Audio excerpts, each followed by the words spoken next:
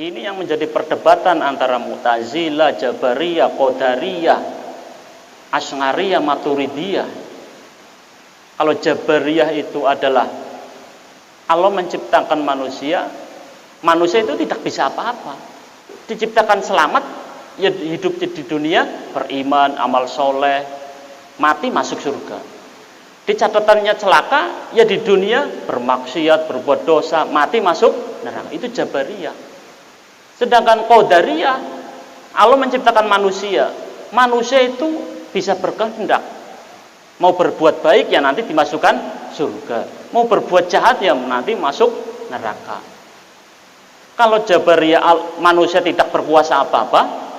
Kalau Qadariyah manusia punya kekuasaan, berhak memilih mau ibadah apa mau maksiat. Ditentang Qadariyah, ya kalau begitu manusia itu punya kehendak dong. Allah punya sifat irodah mengatur, manusia juga punya bisa mengatur diri sendiri. Berarti ketuhanan Allah itu dipertanyakan kalau begitu. Benar enggak? Kemudian Qadariyah bertanya kepada Jabariyah, ya kalau manusia ditakdir, manusia nggak bisa apa-apa, yang satu ditakdir kafir masuk neraka, yang satu lagi ditakdir soleh masuk. Ya Allah nggak adil sama yang ditakdir masuk. Perdebatan sampai sekarang. Sampai milih yang mana? Kalau Asy'ariyah, Maturidiyah, yaitu Ahlussunnah wal Jamaah yang kita anut, itu adalah seperti Jabariyah. Tetapi dengan kata lain, ketika praktek di dunia Allah bisa merubah sekehendak Gusti Allah. Walaupun di catatannya umpamanya orang ini celaka, Allah bisa saja merubah orang ini menjadi beruntung. Itu Asy'ariyah, Maturidiyah yang kita anut, Ahlussunnah wal Jamaah. Kalau menurut saya beda, walaupun saya Asy'ariyah, Maturidiyah, tapi menurut saya beda. Emang sih pertanyaan Qadariyah kepada Jabariyah itu masuk akal. Berarti Allah pilih kasih, tidak ada keadilan kalau begitu. Ya kalau Allah mau merubah, umpamanya orang ini ditakdir celaka. Ya kalau Allah mau merubah dia celaka, kalau tidak berarti kan gak adil sama dia. Makanya menurut saya semuanya itu benar, tetapi digabungkan. Qadariyah, Jabariyah kita gabungkan. Bagaimana? Yaitu ketika penciptaan manusia dari awal. Kalau di Al-Quran itu wa id akhadha rabbuka min bani adama min zuhurihim dzurriyyatahum ashhadahum ala anfusihim qalu alastu bi rabbikum qalu bala syahidna antakulu yaumal qiyamati inna kunna an hadza ghafilin. Ini ketika Allah menciptakan manusia, yaitu diciptakan sebagai keturunan Adam, itu diciptakan dari tulang belakang. Min zuhurihim itu artinya tulang belakang, atau bisa kita sebut ngadmul janbi, itu tulang ekor belakang sini. Maka konon katanya tulang ini nggak bakalan rusak. Mau dikubur, yang lain hancur, tulang ini enggak. Nah, manusia keturunan Adam itu diciptakan dari situ. Wa ashhadahum ala anfusihim, dan Allah membuat kesaksian antara Allah dan roh yang nanti masuk ke dalam raga itu memberi kesaksian. Ayo sebelum roh ini saya masukkan kepada raganya Pak Ropik, sebelum lahir, ayo bersaksi dulu. Alastu bi rabbikum, Allah bertanya kepada Ropik, masih bentuk roh itu. Alastu bi rabbikum, apakah aku bukan Tuhanmu wahai Pak Ropik? Kemudian menjawab, Qalu bala syahidna. Iya ya Allah, panjenengan adalah Tuhan saya. Jadi semua orang itu berkata seperti itu. Antakula yaumal qiyamati inna kunna an hadza ghafilin. Tetapi ketika lahir maksiat, lupa dengan saksi dulu di alam roh. Lupa an hadza ghafilin. Ketika di yaumil qiyamah dihisab, loh, katanya dulu sebelum kamu saya lahirkan masukkan ke jasad, kita sudah bersaksi, kamu mengakui saya Tuhan kamu. Kenapa kamu musyrik ketika di dunia? Kenapa kamu kafir? Saya lupa Gusti Allah. Sebelum di akhirat lupa, maka diingatkan sekarang. Ingat nggak dulu waktu di alam roh ada perjanjian seperti itu sama Gusti Allah? Makanya di hadis riwayat Ibnu Mas'ud itu begini, inna ahadakum yujma'u khalquhu fi batni ummihi arba'ina yauman nutfatan. Setiap kejadian manusia di dalam rahim perut ibunya itu adalah setiap 40 hari. 40 hari ketika sperma suami masuk ke sperma istri, maka itu menjadi nutfah. Nutfah itu bercampurnya sperma suami dan sperma istri. 40 hari kemudian summa yakunu ngalakotan misladalik. Sperma tadi yang sudah nyampur menjadi ngalakoh, menjadi zigot. Zigot kata bahasa kedokteran. Ketika sudah menjadi zigot, summa yakunu mudghotan, menjadi segumpal darah seperti daging lah, seperti bakso gitu. 40 hari berikutnya kemudian proses sempurna, bentuk kepala, telinga, hidungnya mancung, ada yang pesek, pipinya, tangannya, kakinya semua komplit. Berarti 40 kali 3 berarti berapa? 120 hari. 120 hari fayanfuhu fihi ruh, maka masuklah ruh itu. Wa yursalu alaihil malak, malaikat diutus diarbangi kitabin, disuruh menulis 4 macam, yaitu takdir. Bikat birizkihi, rizkinya nanti gimana, amalnya, sangitin au sakin, ini orang beruntung atau orang celaka. Nah, di sini saya menggabungkan antara Qadariyah, Jabariyah dengan ayat tadi wa idza akhadha rabbaka min bani adama min zuhurihim dzurriyyatan washadahum ala anfusihim.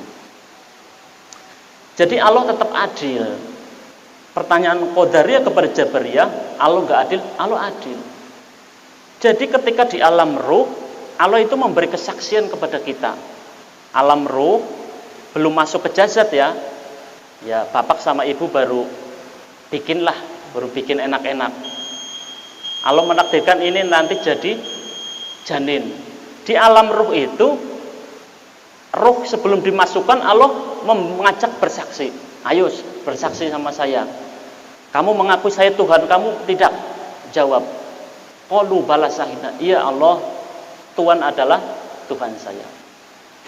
Disertai itu sudah bersaksi, kemudian ditulislah qada dan qadarnya.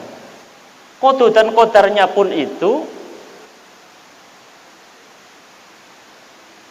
di ayat yang orang umum itu menyalahi tafsirnya.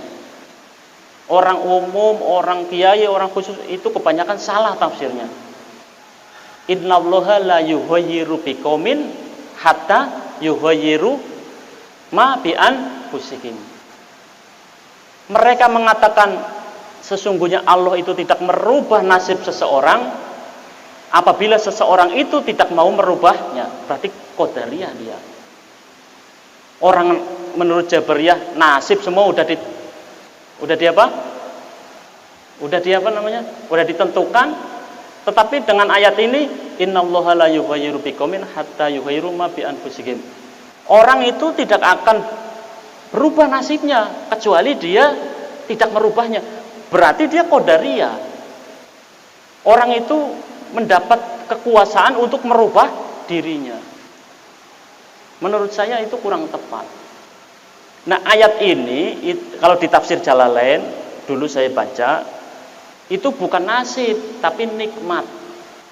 Yang maksud merubah nikmat bukan nasib. Kalau nasib itu sudah ditentukan. Itu di tafsir Jalalain. Tapi kalau saya, ayat ini Allah tidak merubah nasib seseorang kecuali dia sendiri yang merubah. Itu ya tadi di alam ruh. Konteks ayat ini adalah di alam ruh. Jadi Allah bertanya, Robik, kamu nanti lahir istrinya satu, ya orang Garut, begini, iya, setuju, sama-sama setuju, berarti Allah adil. Baik, ruh masukin. Itu kalau di biologi, ilmu kedokteran namanya DNA, deoksiribonucleic acid. DNA itu adalah pembentukan awal sel-sel organisme.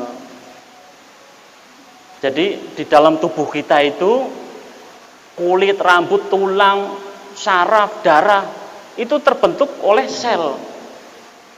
Miliaran sel yang membentuk adanya kulit, darah, semuanya itu karena ada pembentukan sel. Nah, inti sel itu namanya nukleus. Di dalam nukleus ini ada DNA atau dinamakan blueprint.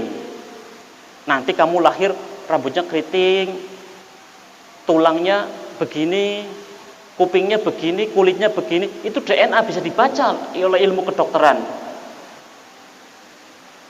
Bisa dibaca. Itu pembentukan DNA yaitu ketika sel-sel mau membentuk sel darah, sel kulit, sel saraf. Nah, di DNA itu blueprint. Ayat inilah innallaha la yughayyiru. Maksudnya di alam ruh itu.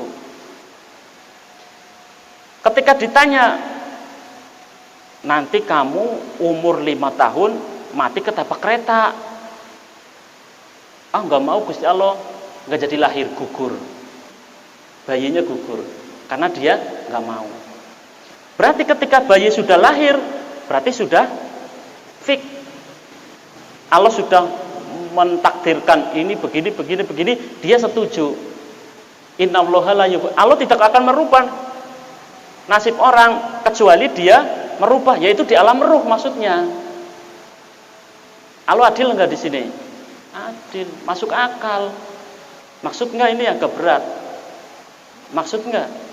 Kalau enggak saya ulangin.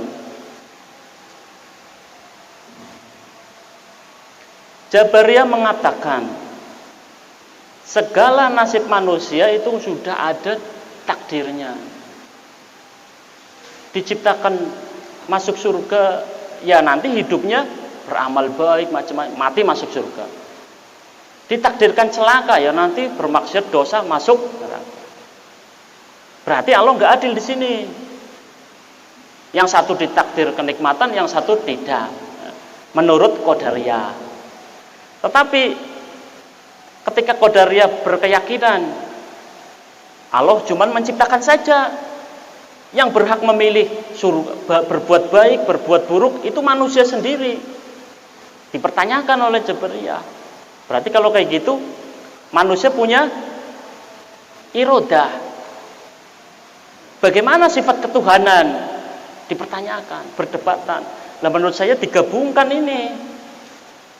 Yaitu di ayat innallaha la yughayyiru biqaumin digabung sama hadis inna ahadakum yujma'u khalquhu. Di situ terakhirnya ada diutus malaikat fayanfuhu fihi ruh. Kemudian ditulis amal rizkinya itu di alam ruh. Masih di alam ruh itu. Hadis Ibnu Mas'ud ditambah surat Al-Qur'an tadi inna akhoda rabbaka min bani adama min duhurihim dzurriyyatahum anfusahum ashhadahum ala anfusihim. Di alam roh itu Allah ketika mau menciptakan manusia dari ngadbu jambi tulang ekor belakang itu mengacak persaksian dulu. Kamu nih roh sebelum saya sebelum kamu saya masukkan ke jasad, Kamu mengakui enggak saya Tuhan kamu? Iya. Ditambah ayat tadi, innallaha la yughayyiru biqaumin, Allah itu tidak merubah nasib manusia kecuali manusia itu yang merubahnya. Itu maksudnya di alam roh tadi.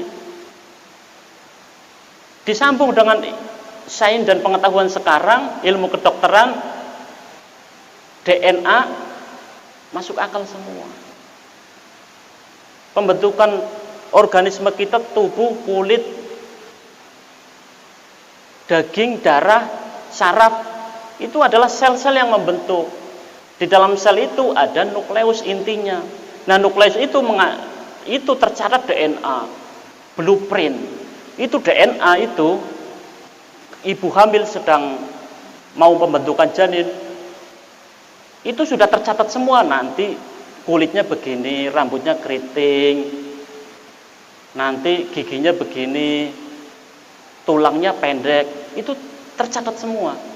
Itu kalau kata dokter, kalau di print sampai 10 juta lembar itu DNA itu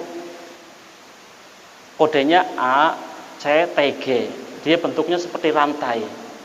Itu sangat panjang itu dari seorang manusia, satu manusia itu. Itu konon panjangnya sampai 20 triliun meter. Panjang banget itu. Urutan-urutan pembentukan DNA itu panjang. Nah, kalau begini gabung, ngapain dipisah? Qadariyah Jabariyah itu gabung, saya gabungin. Di alam ruh itu Allah membuat kesaksian kepada kita.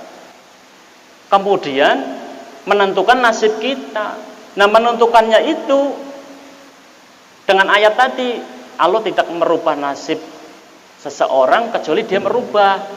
Ditanya dulu, Pak Ropik, kamu nanti istrinya cuma satu ya. Kalau Pak Ropik di alam ruh pas menentukan takdir itu nggak setuju, ya nggak jadi lahir, guguran. Makanya anak-anak yang guguran itu dia nggak mau. Ini ilmu langka, jarang yang menerangkan. Yang satu, ya yang benar akidah Asy'ariyah, yang benar Maturidiyah, yang benar Jabariyah, Qadariyah. Ya, menurut saya digabungin saja, kenapa sih? Ya Allah adil, sebelum kamu dilahirkan kamu sudah ditawarin dulu. Nanti kamu jadi orang kaya. Oh iya, setuju. Tapi kamu nanti umur 25 tahun mati jatuh dari pesawat. Oh nggak mau, gugur. Bayinya gugur. Paham nggak? Disitulah keadilan Allah. Tidak ada yang nggak masuk akal kalau baca Qur'annya seperti saya. Antara ayat satu tidak ada yang tabrakan. Satu sama itu saling mendukung.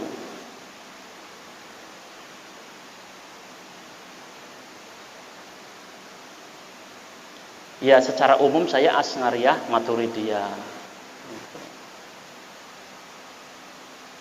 Tapi secara khusus ya tadi. Paham nggak? Biar nggak bingung. Kadang orang memikirkan takdir itu bingung.